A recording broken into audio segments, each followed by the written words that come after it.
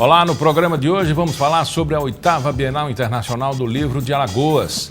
Também vamos conversar sobre a Semana Nacional de Trânsito e o cronograma das ações que serão desenvolvidas pelo Detran.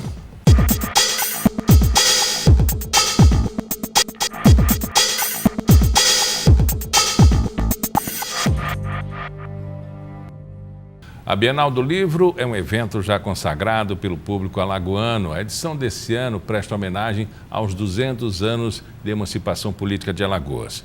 Aqui comigo no estúdio está o diretor da EduFal, Oswaldo Maciel. Ele vai dar detalhes sobre o maior evento literário e cultural do nosso estado.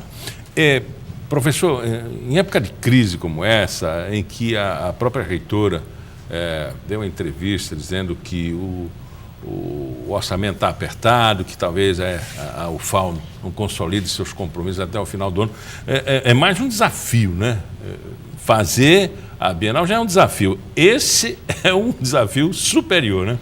Exatamente, Miguel. Eu tenho brincado quando as pessoas perguntam quais são as novidades da Bienal. Eu digo, a primeira novidade da Bienal deste ano é que ela continua existindo.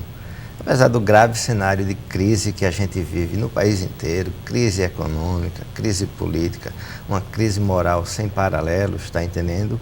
No início da gestão da professora Valéria, nós conversamos sobre as tarefas que eu tinha para desenvolver na editora e a gente avaliou que mesmo com esse cenário, a gente deveria manter a tradição da Bienal, está entendendo? Por uma série de motivos. Mas o principal que a gente acha é o seguinte: a Bienal é um tipo de oportunidade ímpar para toda a sociedade alagoana, está entendendo? E a gente entende que neste caso, é tarefa do Estado, o Estado brasileiro, realizar esse evento. Não é à toa que, por exemplo, no Brasil inteiro, essa é a única Bienal promovida e realizada por uma universidade pública. Isso a gente tem muita clareza porque isso foi realizado, porque o mercado editorial, o mercado livresco daqui de Alagoas não permite realizar um evento dessa natureza. Então o Estado termina assumindo. Nesse caso, o Estado, a universidade, em parceria com o governo do Estado de Alagoas, com a Prefeitura Municipal de Maceió e com a Universidade Aberta do Brasil, que é uma parceira que nós temos também para a realização do evento, então a gente está conseguindo manter esta tradição, manter o evento. É a 8ª Bienal, não é?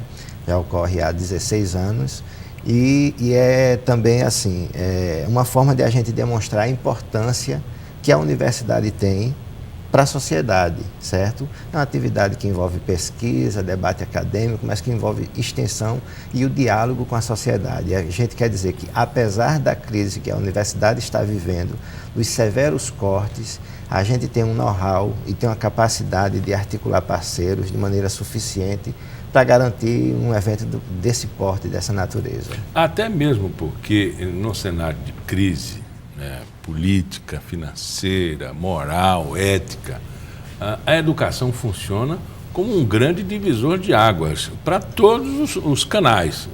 Seja a estatística da violência, quer seja a estatística da saúde, mas principalmente a educação é o grande pilar da transformação, né, professor? Exato, eu avalio que a educação é um desses pilares, está entendendo?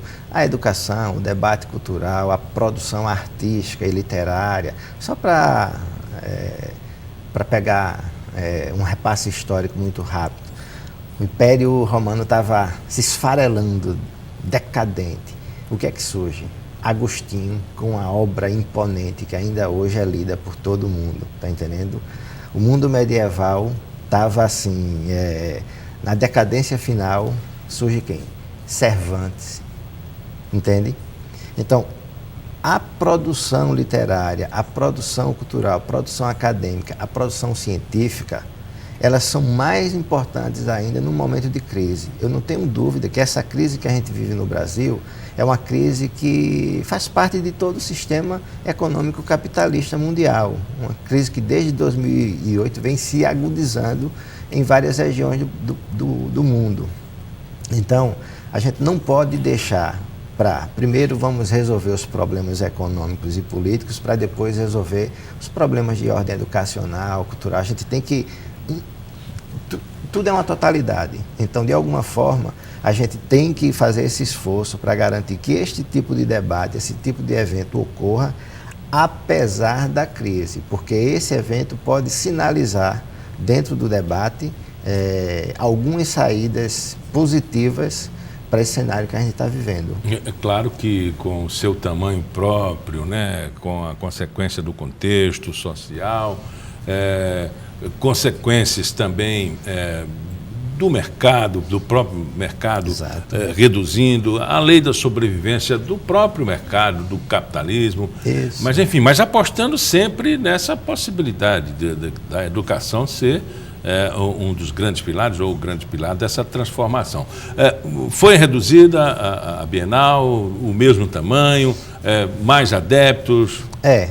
Nós conseguimos, na parceria com o governo do estado, conseguimos o centro de convenções. Então, em termos de infraestrutura da feira e da programação, nós temos o evento com o mesmo tamanho, tá entendendo? Agora, por exemplo, parceiros tradicionais que nós tínhamos, tanto no apoio quanto no patrocínio, nós ou confirmamos eles ou reduzimos.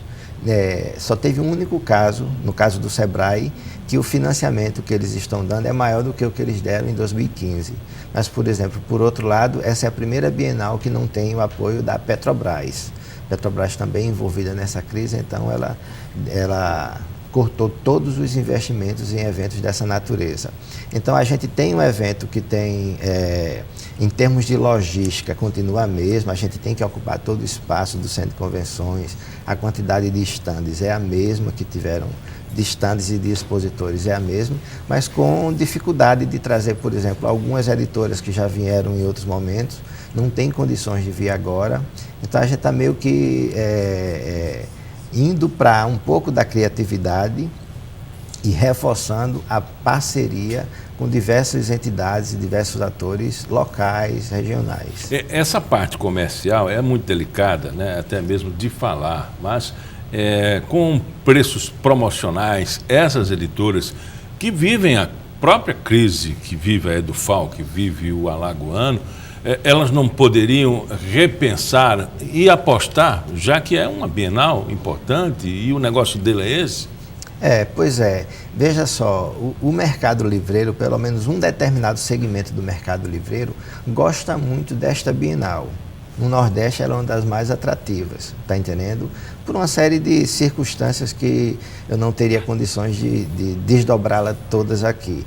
Mas, por exemplo, já um outro segmento do mercado editorial, que são editoras, digamos assim, com catálogo de livros mais apurado, mais caprichado, elas não vêm de qualquer forma, de qualquer jeito. Então a gente tem que ficar fazendo uma negociação paralela com eles para garantir que a gente tenha bons estandes com um catálogo diferenciado. Então, nesse processo inteiro, quando a gente percebe que a Bienal é uma feira de livros, mas pelo fato de ela ser organizada pela Universidade Federal de Alagoas, pela editora da universidade, a gente faz com que, paralelamente à Bienal, ocorra uma programação muito vasta, muito intensa, ao longo dos 10 dias do evento, tá entendendo?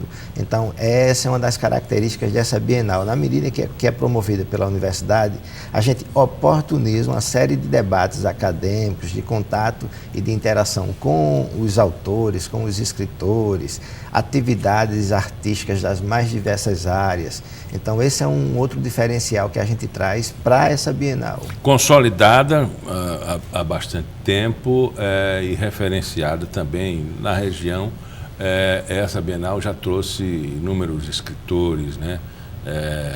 Grandes editoras. Esse ano está mantida essa programação também?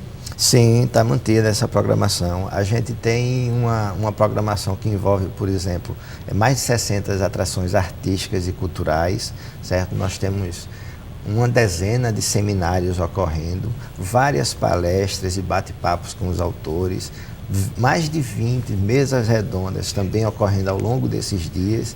E a gente, basicamente, eu poderia configurar 3 ou 4 grandes tipos de escritores que estão vindo, escritores e artistas. Primeiro, um grupo que é, digamos assim, de um apelo e de impacto mais midiático, mais nacional, como o caso do Gregório do Vivier, que é um comediante, que é ator, mas que nesse caso ele está vindo para falar da sua obra poética, que ele também escreve, e é uma obra que inclusive tem uma densidade interessante. A gente está trazendo também o Braulio Bessa, que é um rapaz que vem despontando para discutir a cultura regional, um repentista. Então, esse é um primeiro filão. Um segundo, que a gente investiu muito, é de autores que são consagrados no meio literário, mas que são pouco conhecidos do público, certo?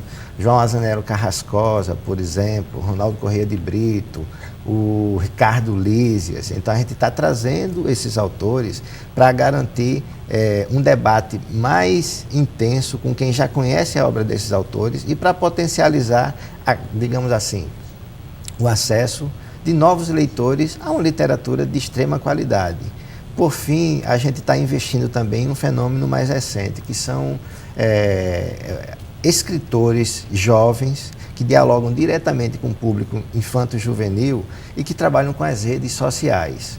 A gente fez uma enquete, por exemplo, e está trazendo duas das figuras mais votadas nessa enquete, sabe? As redes bombaram com esses nomes, a gente conseguiu trazê-los. E, enfim, esse é um terceiro filão que a gente está apostando, porque a gente acha que a Bienal é uma oportunidade de capturar o adolescente para o mundo do livro, para o mundo da leitura.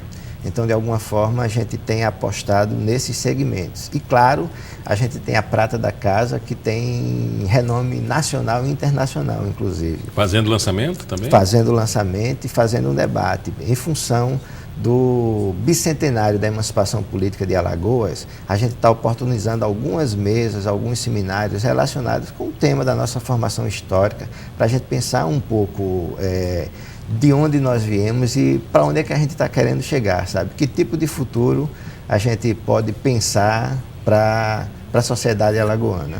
O estímulo à escola e o alunado, esse permanece. Com certeza, com certeza. A gente tem uma agenda voltada para esse público, o apoio da Secretaria Estadual de Educação e da Secretaria Municipal de Educação de Maceió tem sido fundamental nesse sentido.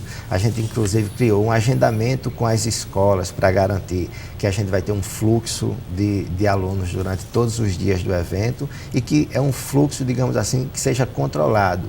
Porque como é um apelo muito grande que existe, a gente termina sempre tendo cuidado, particularmente com esse público, para garantir que a gente vai dar acesso ao evento, mas que não pode ter uma multidão ao mesmo tempo, até por questões de segurança. Então a gente tem um agendamento feito com as escolas, que está lá no site do evento, e isso potencializa o diálogo que a gente faz com a educação básica. Conversamos com o professor Oswaldo Marcial, ele é diretor da EduFal e veio falar sobre a Bienal do Livro. Muito obrigado pela entrevista. Obrigado. No próximo bloco vamos falar sobre a Semana Nacional de Trânsito, que incentiva motoristas, pedestres e ciclistas a repensarem suas atitudes nas ruas e também nas rodovias.